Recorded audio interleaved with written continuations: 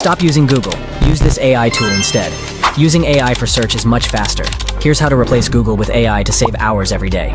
Perplexity is 100% free to use, doesn't need you to make an account, and it works amazingly on mobile. To get started, head over to Perplexity and choose your mode.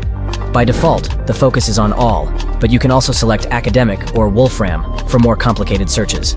Now just type your request in the text field like you would normally, and boom. Perplexity will generate the answer and show you the relevant images. You no longer need to click on Google results one by one. You can continue your search by asking a question or requesting details if you need further information. If you'd prefer to use Perplexity on your phone, you can even search by just using your voice. Perplexity is the future of search and is built by a team of people from Meta, OpenAI, Google, Apple, and other huge tech companies. Is Google search finally in trouble? Save this so you don't forget. If you'd like to learn more about how you can use AI, access the ultimate list of 2,000 plus AI tools in my free weekly AI newsletter. Don't miss out.